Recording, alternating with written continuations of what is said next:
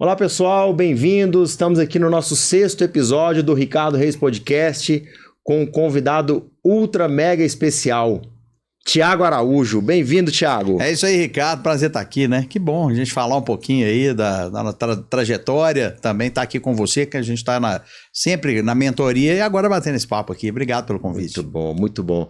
Eu quero já aproveitar, já pedir para você se inscrever no canal, já deixar seu like, Ricardo Reis Podcast. Um privilégio, um prazer ter você aqui conosco. Tiagão, vou começar com uma oração para a gente colocar o Senhor nesse meio aqui para fluir e edificar aí os nossos convidados. Pai, nós queremos colocar o Senhor aqui nesse momento, Pai, nesse nosso encontro, nessa nossa conversa, que o Senhor venha nos edificar, Pai, derrama sabedoria, discernimento, que o Teu Espírito Santo tenha liberdade aqui no nosso meio. Que outras pessoas que estão assistindo, que vão assistir esse vídeo, sejam edificados com o histórico, com o testemunho, com tudo que o Senhor vai fazer nesse nosso encontro. Eu já agradeço por tudo, em nome de Jesus.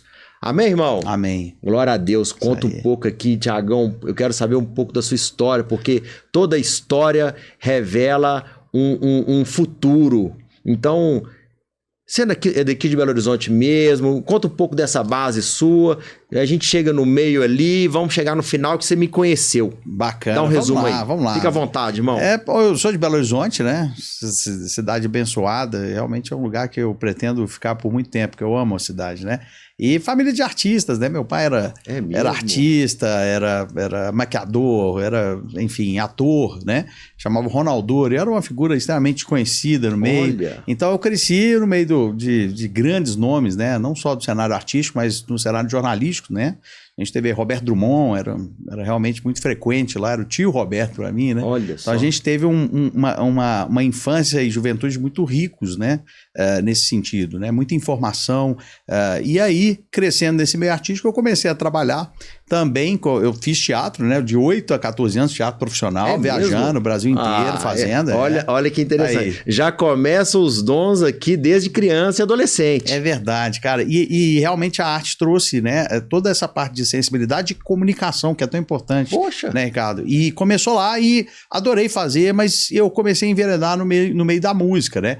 E num desses encontros, meu pai era muito amigo do Paulinho Pedra Azul, enfim, e eu tinha lá meus 9 anos, o Paulinho me ensinou o primeiro acorde no violão. E ali eu apaixonei, né, cara, com a música e comecei a trabalhar com a música aos 14 anos. Já começava a trabalhar mesmo? Na noite, enfim, estudando e conciliando também o trabalho. E aí eu tô até hoje, né? Então eu tornei isso como profissão, tenho a nossa banda de baile, fazemos eventos, né, no Brasil inteiro, né? A Banda Atômica, são 30 anos já. 30 anos? 30 anos desse trabalho, que eu amo também, né? É um trabalho que realmente requer muito esforço físico, porque os horários, né, Ricardo, são bem comprometidos. A gente trabalha muito de madrugada, enfim, mas eu amo fazer eventos, casamentos corporativos, formaturas, né?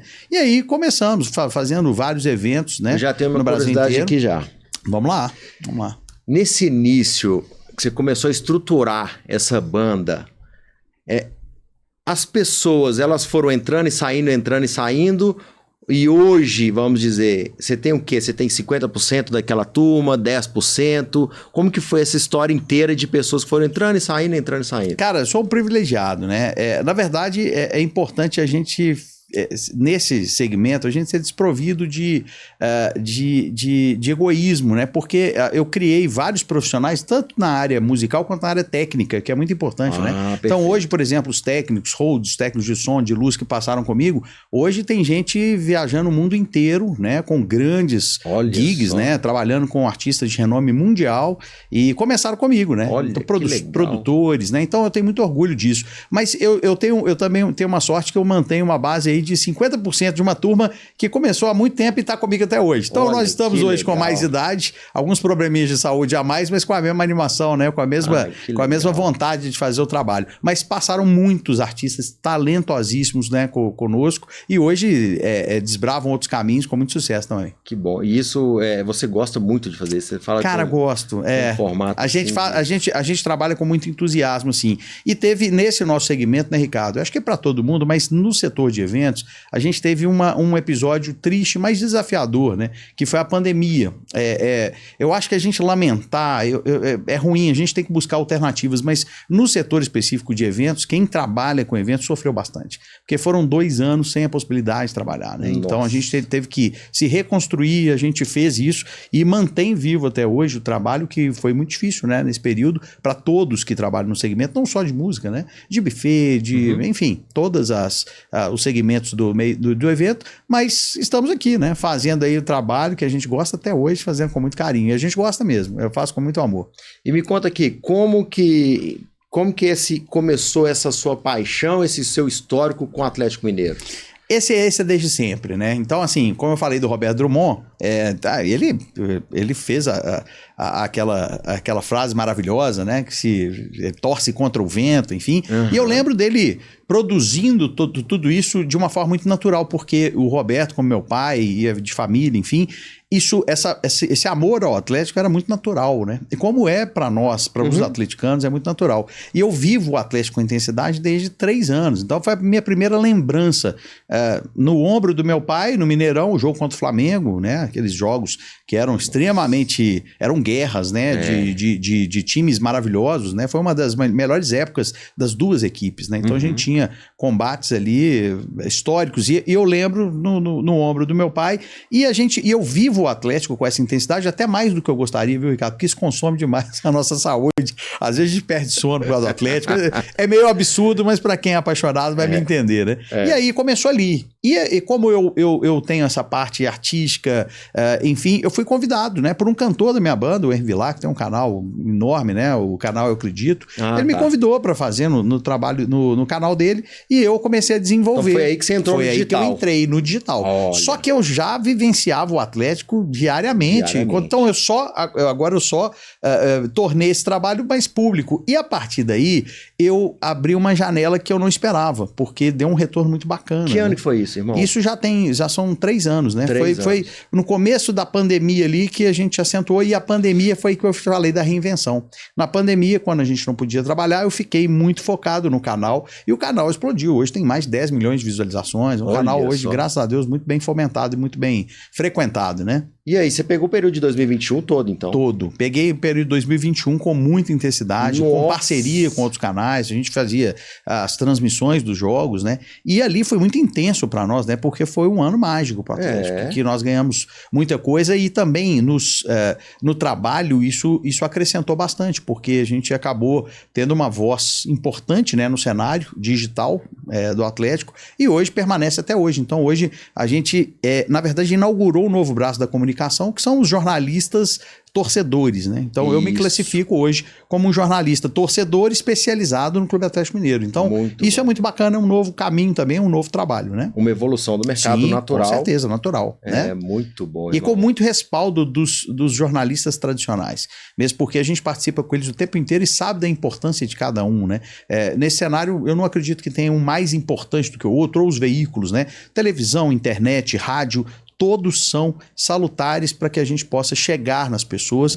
E o meio digital hoje é um meio que tem uma nova realidade. Então a gente também não pode fechar os olhos para ela, né? Perfeito. Tanto na questão comercial, de patrocínios, e esse fomento, né, do digital hoje, ele é muito emergente, né? Então a gente está nesse caminho, né? Pegou um ecossistema completo. Completo, cara. E eu tô lembrando que agora da Arena do Galo, pô. Você pegou também inauguração, construção. Hoje Quer dizer, já vou falar aqui, o Thiagão tá com um ato muito profético, né? Ele entrou no mercado do Atlético Mineiro, o Atlético Mineiro começou a ganhar tudo, inaugurou o estádio, e a expectativa para esse ano é grande, hein? É grande, você falou bem. Eu, graças a Deus, fui pé quente, né? E a Arena, ela sempre nos patrocinou, né? A gente tem uma parceria, eu tenho uma parceria com a Arena até hoje. Legal. Eu tenho uma parceria com o Tour da Arena MRV, que é um passeio guiado sensacional pro atleticano, né? Que quer conhecer a Arena, as dependências, o vestiário, toda a parte, né? O gramado, no tour da Arena MRV. Então a gente tem essa parceria e toda a turma do Galo, né, que tem um trabalho muito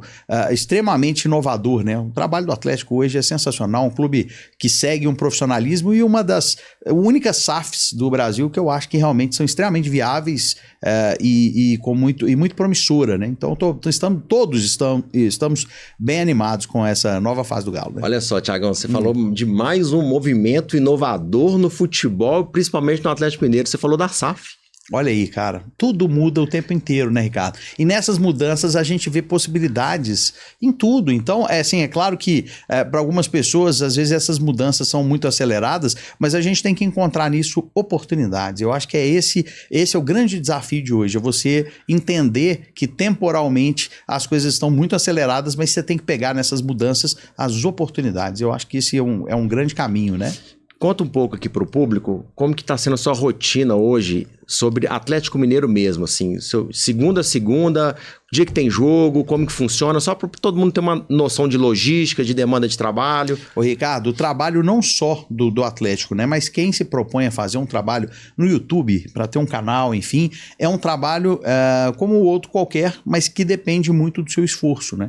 Então, hoje, por exemplo, no canal são 2 vídeos diários, ou seja, você tem que ficar full time, né, ligado em todas as notícias, e o Atlético hoje é uma fábrica de notícias, graças a Deus, mais positivas que negativas. Uhum. Então a gente está sempre ligado e a gente faz vídeos e transmissões. Então a gente faz pré-jogos, pós-jogos, a própria transmissão, a gente faz lives, né? E eu juntei uma coisa muito bacana, eu tenho as lives musicais também. Então tem uma live que eu faço uma vez por semana, que é falando do Galo e tocando, né? E fazendo como se fosse um happy hour atleticano, né? Mas que todos estão convidados de todos os times, não precisa ser só atleticano, né? Uhum. Então a gente já junta tudo isso, mas é realmente uma dedicação pesada, né? Porque a gente precisa estar bem focado no Galo e fazendo vídeos e conteúdo diariamente, não só no YouTube, mas nas redes sociais, enfim.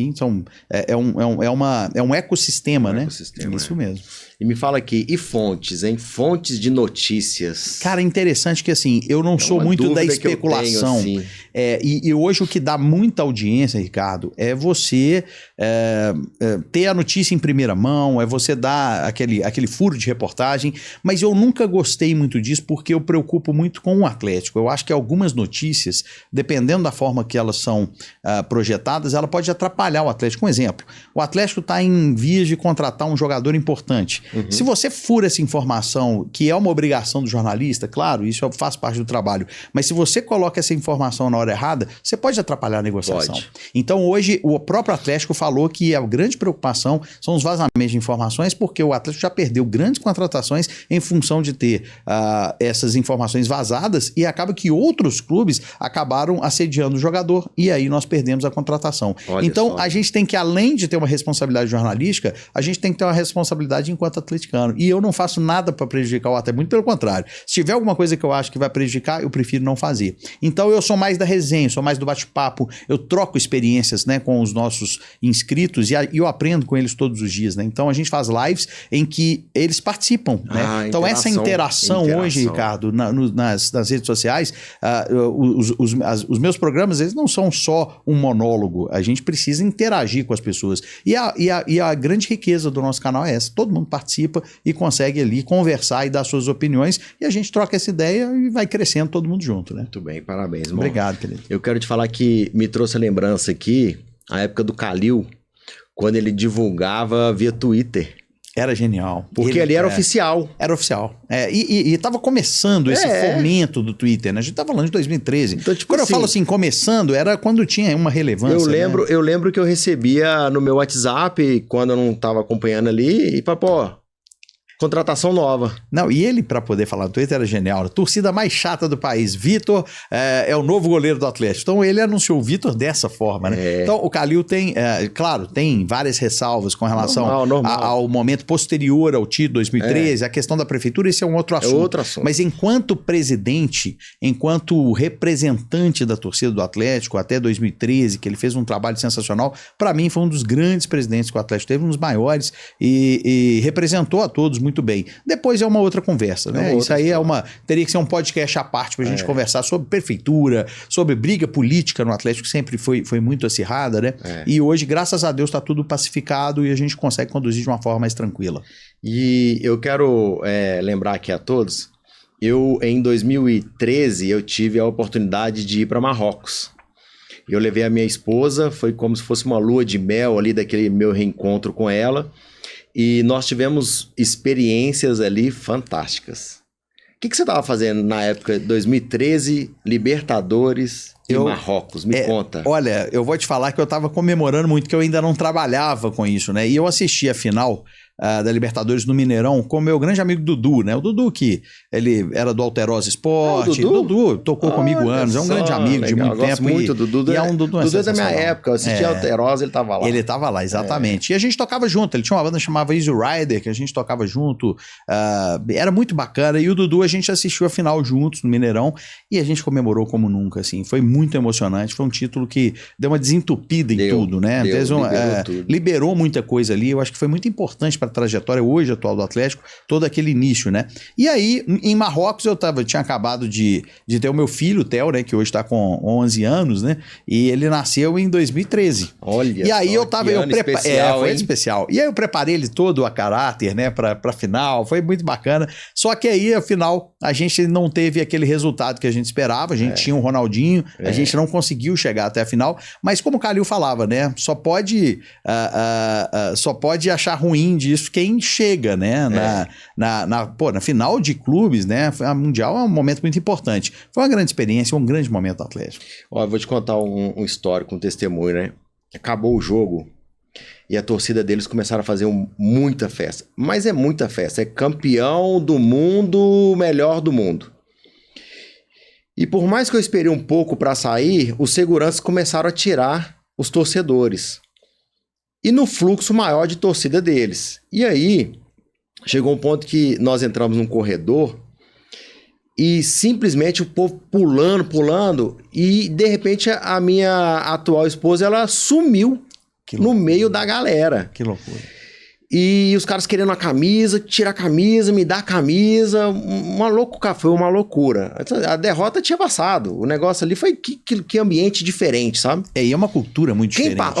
Quem passou por esse momento lá sabe muito bem o que eu tô falando, porque assim como eu passei, vários atleticanos passaram naquele momento, na saída do estádio. E aí tudo bem, aí saímos do estádio, muito frio, porque lá era tipo assim, de dia um calor e à noite um frio insuportável. E aí, como que vai embora? Uber, não tinha táxi, ônibus, cara, loucura. Que aí loucura. Eu tinha... E você tinha perdido. Aí no meio do tumulto ela apareceu do outro lado, eu falei, opa, e aqui? E aí nós estávamos com mais umas 3, 4 pessoas, amigos ali, e começamos a caminhar numa avenida longa, e os caras buzinando, e zoando, e tudo mais. Assim, graças a Deus não teve violência física e nem de roubo, não, sabe? Mas a gente foi caminhando aquela confusão e andando a pé, buscando ali um táxi no meio do caminho ou algo. E aí chegamos num ponto que era como se fosse 25% do lugar onde nós estávamos, e não tinha nada, irmão. E já estava chegando noite, madrugada, e esvaziando, e não tinha um transporte. E aí, de repente, nós olhamos assim, tinha um cara numa carroça. Olha isso. O negócio era hablar, né? O espanhol, o inglês, o árabe. E aí, cara, vamos pegar esse cara, vamos oferecer uma grana e que ele leva a gente até a Medina. Da Medina, nós vamos desembolar ali um circuito. Nosso hotel era na Medina. Aí conseguimos negociar, subimos. E estamos lá de carroça. Tem foto disso. Não, você registrou. Com certeza. E aí tá, aí do nada, cara, no meio da rua me aparece um cara todo preto, fechado assim, com um pedaço, com um cacetete da polícia, e para e começa a falar com um cara árabe, tipo assim, né? E aí, o que tá acontecendo aí? O que tá acontecendo e tal, né? Eu entendi isso aí, foi isso. Falei, não, tá tudo bem. Muito estranho já, muito estranho.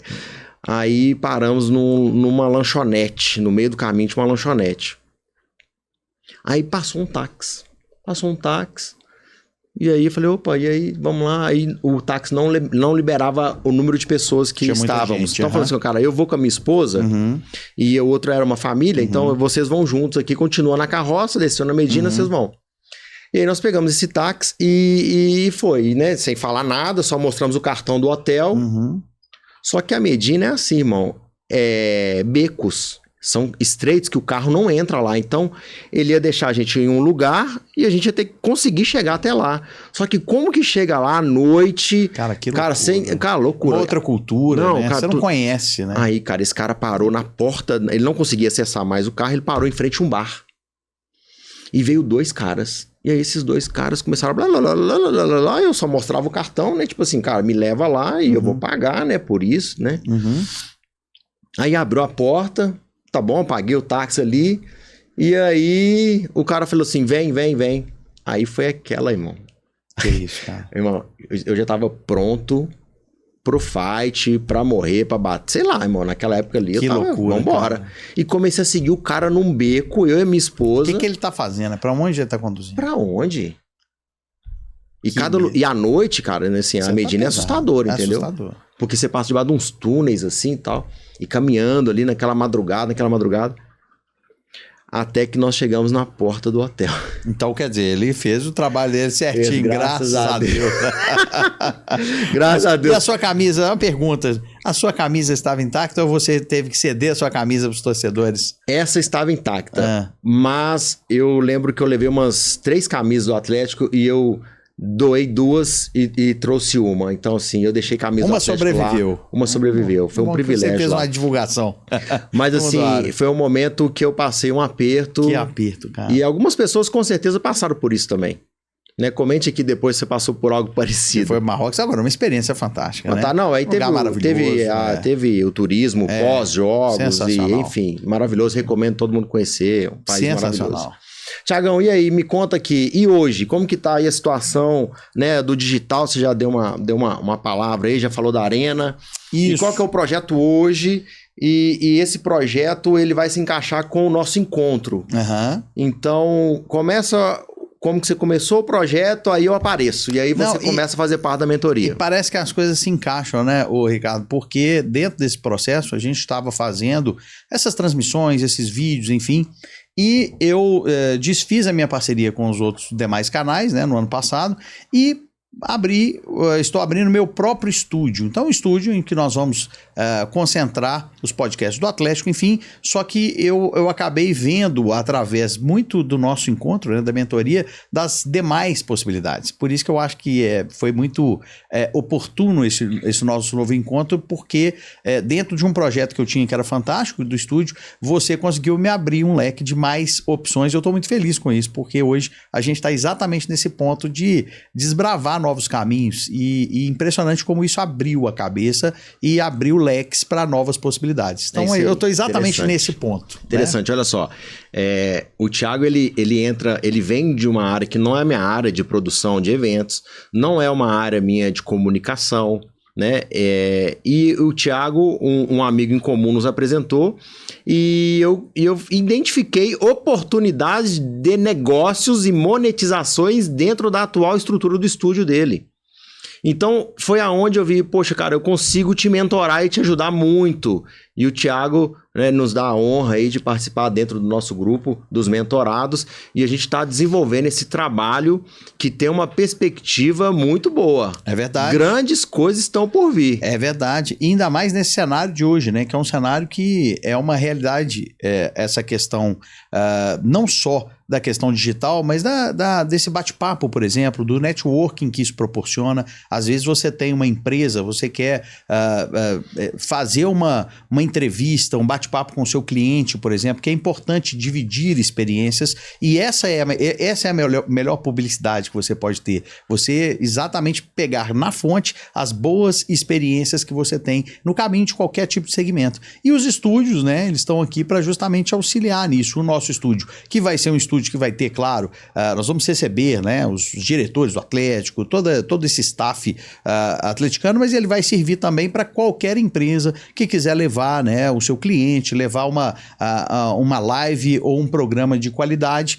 para os seus outros clientes ou possíveis clientes. Então, essa é uma realidade que eu consegui abrir os olhos através da sua mentoria, que para mim foi extremamente producente, não só na questão profissional, porque é muito bacana quando você pega uma pessoa de fora, né, com o seu esclarecimento, com a sua luz, né, que é um cara extremamente iluminado, e começa a fazer um organograma da sua vida, que você, às vezes, você tem esse organograma no seu negócio, mas você não tem da sua vida de uma forma geral. E quando você faz o organograma, você fala assim, pô, para tudo, tá? Eu não tinha feito isso, né? Então, acende uma luz e você começa a interagir com todos os aspectos da sua vida e melhorá-los, né? Através desse tipo de trabalho que é tão específico e tão esclarecedor pra gente que tá nessa correria, loucura, e a gente não para pensar nisso. Por isso que eu acho que a mentoria, ela me acendeu para novas possibilidades e te agradeço muito por isso, né? Então, realmente isso não isso vem de talento, né? Isso é um talento que você tem, isso é um dom que você tem de pegar e clarear o caminho das pessoas e abrir novas possibilidades. Então, foi imprescindível aí para essa nova fase da minha vida profissional e pessoal, né? Ô, irmão, obrigado pelo Parabéns. feedback. E eu sou muito grato a Deus pela sua vida. Nós começamos agora esse trabalho e muitas coisas vão acontecer. Isso aí. Eu quero, chegando já na reta final aqui, eu quero pegar um pouco da sua programação desse ano, né? Você que viaja o mundo inteiro representando o Atlético. Isso aí. E eu queria que você falasse um pouco dessas viagens internacionais, né? O que vai acontecer esse ano e quais são os eventos, os encontros, a rotina ali. E para finalizar, eu queria falar do Galo desse ano. Bacana, vamos lá. Eu tenho um público muito grande fora do país, né? Porque eu acabei contribuindo com o GNV Internacional do Atlético. Eu fiz um projeto, à época, a gente tinha o Leandro Figueiredo, né? Que foi um grande diretor de negócios e hoje um amigo pessoal. E eu apresentei esse projeto para ele e ele já tinha uma composição para o GNV Internacional e no ano passado a gente teve a excelente notícia do lançamento desse plano. Legal. Né? Então o Atlético lançou, claro que várias pessoas contribuíram, tive a minha parcela de contribuição, como várias outras pessoas, e esse diálogo do Atlético com o público fora do país era imprescindível para esse novo momento, dessa globalização, né, desse acesso maior aos atleticanos pelo mundo, e são vários, Ricardo. Eu fiquei muito assustado assim, de ver a atividade dos atleticanos no Japão, na Austrália, Nova Zelândia, Estados Unidos nem se fala, né, a Europa, né? Então eu tenho, no mundo inteiro, a gente tem atleticanos, não é atleticano aquela coisa de outros times que são entusiastas, não. Atleticano que segue, que acompanha, que compra, que adere. Então eu promovi no ano passado uma viagem aos Estados Unidos para poder rodar os Estados Unidos e fazer encontros em vários lugares. Fomos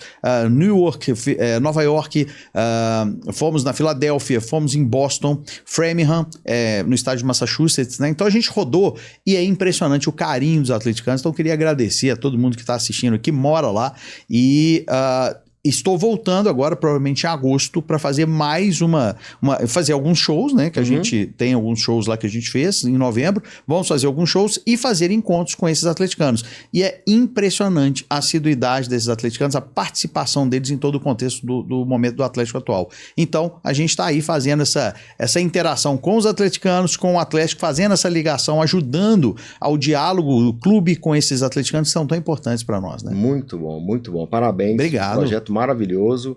E normalmente, né, o brasileiro quando ele sai do Brasil, ele se sente muito sozinho, e o time, assim como os familiares, é algo que está na raiz, que está dentro dele. Então isso ajuda muito realmente essa comunicação, esse acesso e esse reconhecimento do atleticano, mesmo que ele esteja fora, né? É verdade. E você falou uma coisa interessante. Parece que o Atlético supre essa ausência, né, emocional de familiares, enfim, e ajuda a ele a passar por essa fase de trabalho, de vida, de uma forma um pouco mais afetiva, né? Então você tem um retorno desses atleticanos. Para você ter uma ideia, eu tive vários que compraram as cadeiras na arena, que não são cadeiras baratas, né? Compraram camarotes, inclusive, para ajudar o Atlético. Então, falou assim, estou ajudando o Atlético. Eles nem têm previsão de vir para o Brasil. Compraram cadeiras e camarotes para ajudar o Atlético. Então, é impressionante o sentimento e a viabilidade desses torcedores, o quanto ajudam o Galo nessa nova etapa e nessa nova caminhada. Então, eu sou muito grato a eles, me ajudaram bastante. Estão sempre aí contribuindo também no nosso canal, né? Então, eu fico muito agradecido. Inclusive, tem o Marcos Dias, por exemplo, que mora em Seattle, por exemplo, que ele contribui contribui mensalmente para que a gente possa ter essa estrutura. Muito então, assim, bom, são parabéns. vários atleticanos que nos ajudam a gente a desenvolver esse trabalho, que moram fora do país. Você vê que loucura. Bacana. Então, a gente é muito grato a essa turma, né? Isso aí, cara. E você acabou de expressar o gratidão. Sim. E gratidão é muito Você é importante. louco. Quando você expressa a gratidão, irmão, o isso aí. mundo age ao seu favor. Vamos falar agora para finalizar do nosso galão da massa. Vamos lá, né? Qual que é a perspectiva aí do Galo esse ano, irmão? O que você acha que nós vamos levar, hein? Cara, esse ano, é lógico que é difícil você fazer uma previsão de título, vai ganhar título ou não vai ganhar título. Isso é muito complicado, mas... Não tá certo em nada. Não tá certo assim, em nada, mas o caminho tá trilhado, sabe, Ricardo? Então, a gente que acompanha há muitos anos o Atlético, o movimento que acontece fora de campo, ele interfere muito dentro de campo. Isso. E o Atlético, nas últimas décadas, ele, por motivos diversos, que também a gente não vai explicitar aqui, mas por uma gestão infeliz de várias pessoas que passaram por lá, gestões coronelistas, né, que a gente realmente sabe que muitas pessoas administraram em grande parte em benefício próprio, né, é o mal que assola o país, tanto no setor público, nos clubes de futebol também não foi diferente. Famílias imperiais que dominavam os clubes, o Atlético passou por isso, e isso acarretou numa dívida que todo mundo conhece. A dívida do Atlético foi a maior dívida do futebol brasileiro. Passando aí de 2 bilhões, né, quando começou a SAF. E hoje a gente tem, graças a Deus, atleticanos que são expertos nesse setor de gestão, administração, e resolveram interferir, mas eles não interferiram de uma forma parcial. Falaram, se é para ajudar, nós vamos ajudar direito. E começaram a fazer um trabalho. E hoje a SAF do Atlético é uma SAF que passou por muita turbulência, muitos problemas políticos internos, mas hoje desenha-se um Atlético profissional. O que quer dizer isso? Com planejamento, com dinheiro em caixa, que isso a gente nunca teve, sabe, Ricardo? A gente sempre corria atrás, a gente nunca tinha um fluxo de caixa no clube, a gente não tinha as possibilidades, as dívidas eram muitas que assolam o clube. Qualquer clube que paga juros hoje, ele fica com o freio de mão puxado. Então, hoje o Atlético é um time organizado, que já tem um planejamento de solução dessa dívida, já tivemos uma diminuição da dívida e partimos para a solução total, que é a previsão é em 2026 estarmos com praticamente tudo equacionado. E aí, com isso, os resultados acontecem dentro de campo. Então, o entorno do fora do campo, ele é muito importante para que a gente possa ser producente dentro dele. E o trabalho que é feito no Atlético não é um trabalho midiático no sentido de contratar jogadores para a torcida, não. Eles fizeram um projeto de futebol que começou em 2020. Através do Sampaoli, com contratações e investimentos importantes, e fizeram uma estrutura desde então para que a gente possa ser exatamente protagonista como estamos sendo. Então hoje o Galo é respeitado, temido na América do Sul inteira e conhecido pelo público mundial que acompanha o futebol. Então, para qualquer lugar do mundo que eu vou, eles veem minha camisa e falam, porque eu só fico com a camisa do Atlético, né? Uhum. Mineiro, eles chamam o Atlético de Mineiro, né? Então, teve até uma proposta do Virgílio Guimarães de mudar o nome do Atlético para se colocar o Galo no nome oficial, né? Porque eles olham Mineiro, né? Porque Clube Atlético é como se fosse uma prerrogativa e o nome é o que vem a seguir. Então, eles entendem que o Atlético chama Mineiro. Mas todos conhecem o símbolo. Ronaldinho Gaúcho, que internacionalizou mais a marca, agora veio o Hulk, que é um grande ídolo. Então as perspectivas, Ricardo, são excelentes. Eu acho que o Atlético, estando brigando em todas as competições, uma hora bica, quem falava isso era o Calil. Você tem que estar sempre bicando. Uma hora você consegue pegar aí um título importante. E esse ano eu acho que a gente vai pegar um título muito importante. E se Deus quiser vai ser a Libertadores. Olha, é isso aí. A sua visão ela é muito importante, porque eu tenho uma visão de torcedor. Sim. E de um torcedor... Mas eu também tenho, viu, Ricardo? Não, mas de um torcedor mediano de acompanhar. Sim. Você conhece os bastidores, você tá lá dentro, você visita a arena de patrocínio, enfim. Então, esse seu posicionamento, essa sua atualização, ela me deixa mais animado.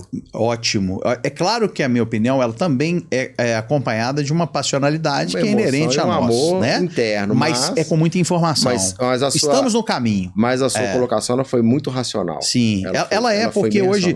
E o que é interessante, Ricardo, que o futebol, muita gente acha que o futebol é só dinheiro. Não é só dinheiro. O Flamengo está aí para provar isso, né? Nós temos no Flamengo um time milionário, que é o time time mais caro do Brasil, com a folha salarial mais alta do país e não consegue performar. O Atlético, como tem uma estrutura desde 2020, olha que dado interessante, desde 2020 a 2024, somados os pontos dos campeonatos brasileiros desses anos, o Atlético é o time que melhor pontuou, somando todos, ultrapassando Palmeiras, Flamengo, enfim, e esses dois têm maior investimento que o Atlético. Então prova que não é só dinheiro, tem que ter um trabalho muito bem feito, que nós fizemos esse trabalho ao longo desses anos. Então o Atlético hoje é protagonista, está à frente dos demais clubes nesse sentido, porque consegue equalizar custo e ter um benefício importante. Então essa que é a equação exata. Não é o time mais caro, é o time mais eficiente. Então hoje o Atlético é protagonista e eu espero que consiga alcançar seus objetivos, né, Ricardo? Muito bom.